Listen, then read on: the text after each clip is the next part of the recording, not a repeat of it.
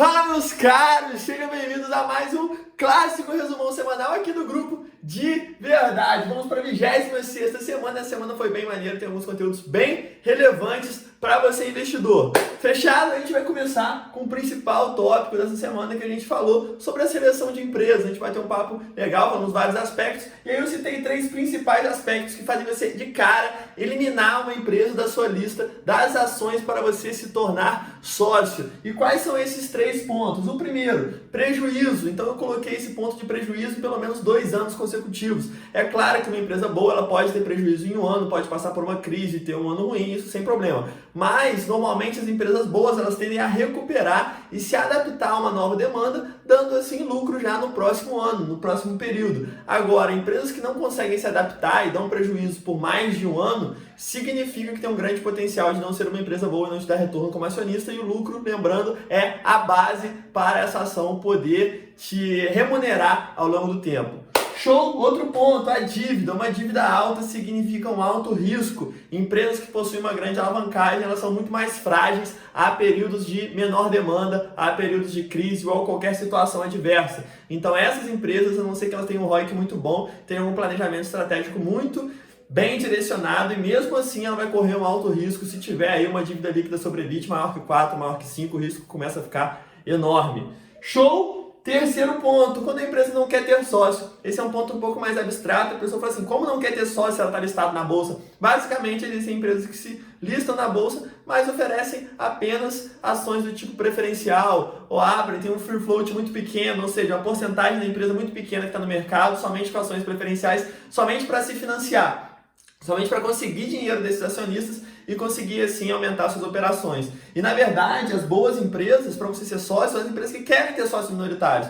que são as empresas que têm um alto free float e que distribuem ações do tipo ordinário. Normalmente, isso também está muito ligado à governança, que é outro ponto que a gente falou essa semana. Eu mostrei de uma forma prática um checklist para vocês analisarem de forma rápida o primeiro combate na análise da governança de uma empresa. Então são 3 critérios principais. Primeiro, free float. Segundo, tag along. E terceiro, os controladores. O que é o free float? O free float basicamente é a quantidade, a porcentagem de ações distribuídas no mercado. Então, se esse número é menor que 35%, menor que 30%, já começa a ficar uma empresa que está muito limitada, que está distribuindo pouquíssima parte aí aos acionistas. Então, uma empresa muito concentrada, pode ter algum tipo de controle mais centralizado, isso pode ser um risco. Segundo ponto, tag along, basicamente é uma proteção acionista, principalmente em situações de mudança de controlador. Esse tag along, o ideal é que ele seja 100%, ou seja, que você tenha 100% dessa proteção. Empresas que não oferecem 100%, normalmente são em ações preferenciais,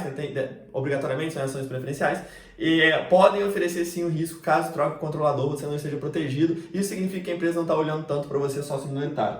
E por último, os controladores. Você vê se os grupos controladores, ou seja, os sócios majoritários que possuem maior porcentagem da empresa, são bons grupos. Se você vê empresa que tem o governo, por exemplo, como maior controlador, normalmente as estatais são assim, possuem 51% do governo federal, do governo estadual. Essas empresas, na metodologia de verdade, eu já elimino, porque tem um risco muito grande associado ao governo, porque ele pode usar essa empresa como instrumento político e não com o objetivo de gerar lucro, que deve ser o objetivo principal de uma empresa sempre.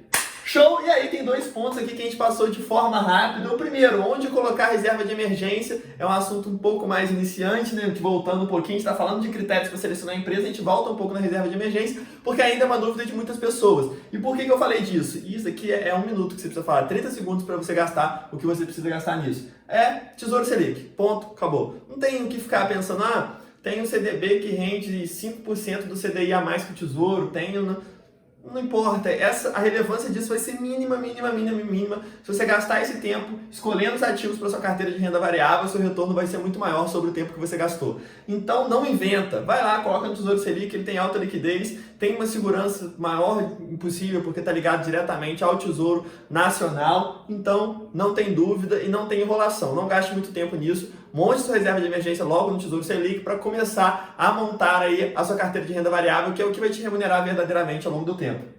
E por último, uma dúvida clássica sobre vender uma ação que se valorizou muito para aproveitar uma oportunidade, ou seja, empresas que se desvalorizaram recentemente. E aí a resposta clara para isso, se você deve fazer ou não, é não, definitivamente não, porque quando você faz isso, você está altamente influenciado por sentimento, altamente influenciado por vieses comportamentais. E essas situações elas tendem a fazer você perder dinheiro na grande maioria das vezes. Então siga conforme a sua estratégia, equilibre a sua carteira somente com seus aportes e só venda um ativo. Vender, eu coloquei em vermelho, só venda um ativo quando ele perder os fundamentos, ou seja, quando ele perder as características que fez você investir nele.